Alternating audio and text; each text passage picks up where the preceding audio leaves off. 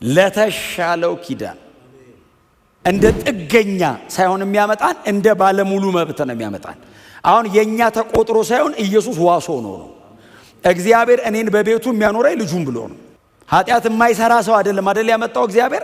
ኃጢአትን በመስቀል ላይ ገደለና አይ ካንተ ጋር መኖር እችላለሁ አለኝ። እደክምብሃለሁ ስለው የልጄ ሥራ የልጄ ደም አለ፣ እሱን ይዤዋለሁ። ልጄ አለ ለዘላለም ስላንተ ዋስ ሆኗል። እና ፍርደኛውን ሰውዬ ኢየሱስ ማለት ገብቶ ዋስ ሆነ። እዚህ ላይ እኛ ፔናልቲያችን የዘላለም ሞት ነው። ለዘላለም ሞት የሚሆን ዋስን ይሆናል። ፍርዳቸው ጥቂት አይደለም፣ ዘላለማዊ ነው። እግዚአብሔር በእኔ ጽድቅ ፊት መቆም አይችሉም። ዳኛው ፊት ለፊቱ አቁሞ ሲፈርድብን ኢየሱስ መሃል መጣና እኔ ዋስ ልሁን። እግዚአብሔር ልጁን ይዞ እኛን ለቀቀን። ለተሻለው ኪዳን ኢየሱስ ዋስ ሆኖናል።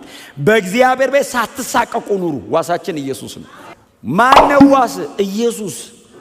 የትኛው? የናዝሬቱ ኢየሱስ በመስቀል ላይ ስለኔ ኃጢአት ሞቶ እኔን ነፃ ያወጣኝ ኢየሱስ። ኢየሱስ ደሙን ይዞ ነው የገባው። አይ እንደታረደ በግ ሆኖ ለዘላለም ነፃ እንዲወጣ ሞቱን እኔ ሞቼለታለሁ። አስጥለዋለሁ። ከእግዚአብሔር ቁጣ ኢየሱስ አድኖናል። ተይዣለሁ። ኃጢአተኛ ነው። ይሄው ተብሎ ቀርቦብኛል። ፋይል አለ። ኢየሱስ መጣ መሃል ላይ አልሰሩም አይደለም ያለው። በዚህ ጉዳይ ላይ እኔ ምትኮኝ እቆማለሁ። እነሱን አትንኳቸው እኔ ነኝ አለ። ተዋቸው። ይሄ ዘላለማዊ ባህሪው ነው። ራሄው ግን መሸከሙ ግን እና ዋስ የሆነው ለኛ አይነቱ ነው። ማንም ዞር ብሎ ሊመርጠው ለማይችል ሰው ጌታ ኢየሱስ ክርስቶስ ዋስ ሆነ። በእግዚአብሔር ጽድቅ ፊት አይደለም። ምናልባት በአንዳንድ ለምሳሌ በአይሁዳውያን መመዘኛ ፊት ምንም አይነት ኢትዮጵያዊ ቤተ መቅደስ መቆም አይችልም። በአይሁዳውያን መመዘኛ በብሉይ ኪዳን ሚዛን ሌዋዊ አይመርጥህም፣ ሊጠጋህ አይሞክርም። እንደውም እስራኤላዊ አሕዛብ ነህ ብሎ አይጨብጥህም፣ ከነጭራሹ አያስጠጋህም። እግዚአብሔር ፊት አይደለም እስራኤላዊ ፊት መቆም አትችልም። በብሉይ ኪዳን ሕግ ፊት መቆም አትችልም። ጌታ ኢየሱስ ክርስቶስ ያቆመኝ በእግዚአብሔር ጽድቅ ፊት ነው። ደግሞ ለዘላለም ነው የምቆመው።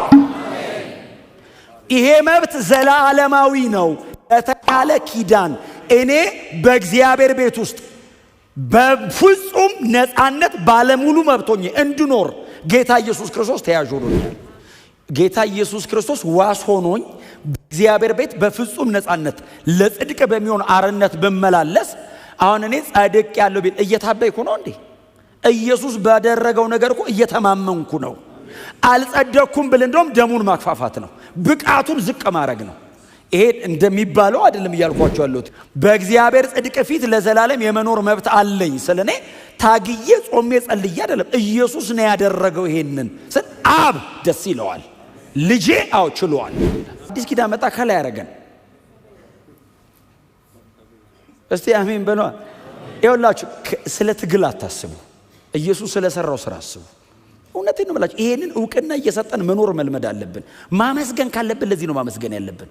ቅድም ዘመርነው እኮ አይደል? የአንደኛ ቆሮንቶስ አሁን ሁሌ እንደ ቤተ ክርስቲያን የሁል ጊዜ መልእክታችን ይሆን አይደል? የተሰቀለውን ክርስቶስ እንሰብካለን ካለን በኋላ እኮ ጳውሎስ ምንድን ነው ያለው?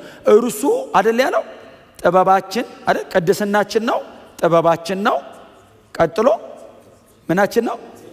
ጽድቃችን ነው፣ ከዛ ቤዛችንም ሆኗል ነው። አያችሁን? ይሄንን ሳስብ እያመሰገንኩ መኖር እችላለሁ። ፐርሰናል ነገራችሁ ጋር አታያይዙት። እንትን ጸልዬ ነበር አልተመለሰም።